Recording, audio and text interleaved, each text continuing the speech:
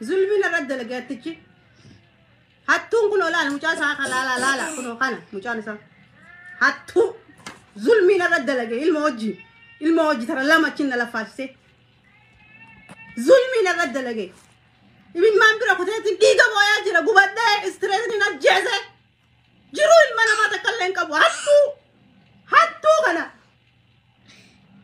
hatti jagana jiru ilmana ma takalkabu zulmina radda lagay waridi ya ballesani irati ya ballesi ummata kay yeroo hedduu namoonni kabaja ummata biraa qaban kan ummanni akka onnee isaaniitti isaan jaallatan kan onnee keessatti baatanii oliif gadiin jooran kan namoonni yookaan sabni isaanii namoota kanaan hayyuu kenna beekaa kenna goota kenna jedhee abdatu isaan abdii sabaasan gadi buusanii iddoo hin taanetti bakka isaaniin hin malletti argamu qabsaayaa ta'anii osoo beekamanii hayyuu ta'anii osoo beekamanii wanta hayyoomaa yookaan wanta qabsoo irratti dabarsan san bakka san irraa dhabamanii iddoo gadhee iddoo fokkisaa fi wantoota isaan irraa hin malle hojjetaniiti argamu. Wantoota isaan irraa hin malle hojjechuun onnee sabaa keessaa akka bayan jaalala sabaa akka dhabanii fi sabni akka isaan xiqqeessu isaan godha. Kana sababa malee hin jenne Kadir Martuu hayyuun kenna kan jennee nu ittiin dhaadannu beekaa kenna jennee ittiin dhaadannu wallisaa gaarii qabna jennee ittiin dhaadannu dogongoroota garagaraa yeroo hedduu irra deddeebi'ee hojjetaati jira. Dogongoroota Kadir Martuu hojjetaa ture kan ammas hojjetaa jiru takka lama jedhanii himanii fixuun hin danda'amu. Ashamaa harka fuune ilmaan Oromoo eedila addunyaa kanarratti argamtan hundi keessan bakkuma jirtanitti nageenyi koo kan kabajaa isinaa dhaqqabuun isiniin jedha. An mootii miidiyaadha. Warroonni mootii miidiyaadhaaf maatii hin taane subscribe gochuudhaan maatii keenyatti dabalama. Kanneen duraan maatii keenya turtan irra deebiidhaan baga nagaan gara chaanaala kanaatti dhuftan.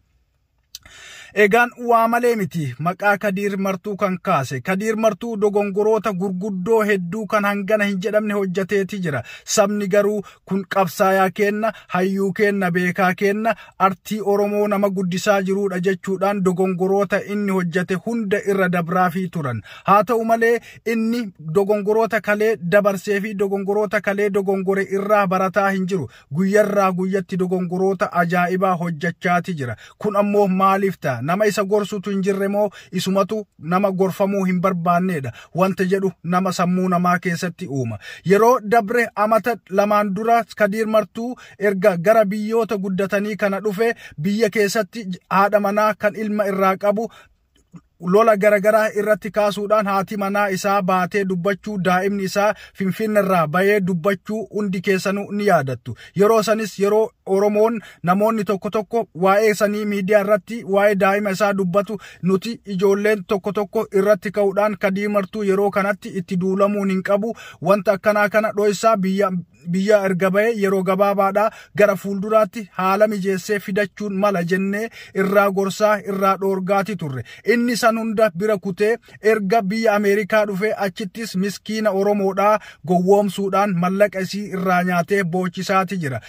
Sana qofaa miti mallaqa yookaan qabeenya qofa irraa nyaachuu miti. Micayyoo sanas daa'ima biraa irratti argachuudhaan amma biraa deemee akka intalli baatee miidiyaa irratti boottu godhaati jira. Qabsaayaa ta'uun hayyuu ta'uun yookaan saba biratti jaallatamuun waan guddaa miti yookaan ammoo jireenya kee fuulduraa sabni si jiraachisuu hin danda'u.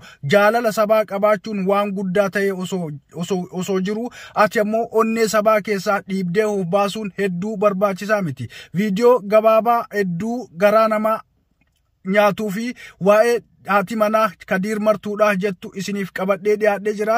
Viidiyoo kanarraa waa hedduu barattu keessattuu shamarran kenna. Shamarran Oromoodhaa dhiira argina jettanii akkuma argitan jala kaatuun jala deemuun qabeenya keessan wanta dhiiga keessan itti tuftanii qaama keessan itti fixattanii xiqqaa guddaan isinitti taphatee mallaqa hojjettan dabarsitanii nama akkanaa kanaaf dabarsuun irraa of qusachuudha qabdu. Viidiyoon kun barnoota ajaa'ibaa isiniif qaba jedheeti gabaabsee isiniif dhiyeesse. Kan kan galeef ni gala jedheetiin abdadha. Kan galleef ammas ni nyaatama, ammas ni booya, ammas ni warwaata jechaadha. Ergaa kaleessa jaalattee kennite har'a warwaachuun barbaachisaami. Haa ta'u malee namoonni tokko tokko artiistoota gurguddoo bebbeekamoo akkanaa kunniin dogongora hin dalagan, nama gaariidha jechuudhaan, nama sabaaf yaadu, nama sabaaf ilaalcha addaa qabu jechuudhaan onnee isaanii itti kennanii qabeenya isaanis itti kennanii saamamaati jiru. Haa ta'u malee artiistoonni keenya irra hedduun isaanii hattootaa fi gantoota. Waa'ee sabaa wallisu malee saba nyaatu, saba bilisoomsina jedhu malee saba gamroobsuudhaaf ifaaju. Yeroo argatan shamarran keenya shamarran biyya Arabaa yookaan shamarran biyyoota gugurdatan keessa jiranis sobanii gowwoomsanii mallaqa isaanii irraa nyaataati jiru. Kanaaf Kadiir Martuu fakkeenya guddaa isiniif ta'uudha qabu. Biyya keessatti haadha manaa isaa ilma waliin boochisaa, ammas biyyoota guddatte keessatti dhufee haadha manaa biraa fuudhuudhaan tanas boochisaati jira. Kanarraa waa hedduu barattan jedheetiin abdadha. Viidiyoo kanan isiniif gadhiisaaf viidiyoo kanarratti yaada keessan kennaa. Hanga xumuraatti viidiyoo kana wajjin turaan affeerraa koo yeroo hundaati. Viidiyoo biraatiin yeroo biraa walitti deebina. Horaa bulaa deebana.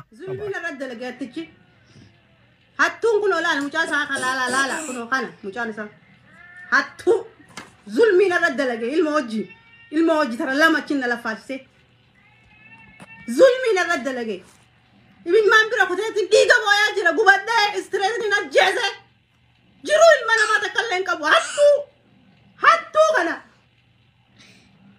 hatticha kana jiru ilma namaa takka hin qabu zulmiin irra dalage horii xiyya balleessaati. Irratti yaballeesse ummata kai. Horii yaballeesse irratti yaballeesse. Ni taphattanii isa isin.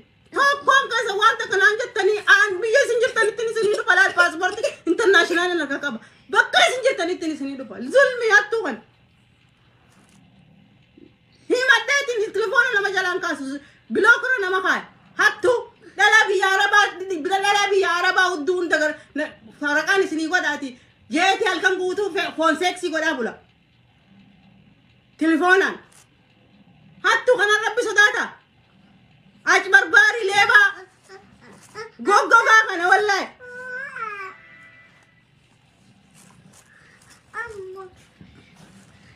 Isinii galee? Namaaf ilmoo namaan sayina. Ummata kee ilmoo namaan sayina. Lafeen isaa keessa gabbaddu. Horii naaboo maal fireeti jetta badaan ittiin seenuu ani jiru ani seenuu fedhu waraqaa maal gosi maal akinaan jiru bira dhaabbaddeetiin bar 2,000 akkana lakkaa'ee doolaara 2,000 bar Somaaleedhaaf 2,000 akkanatti lakkaa'ee Somaalee harka kaa'ee bara soonni harku kun olaali jee akkana lakkaa'ee viidiyoodhaan ummata keenya.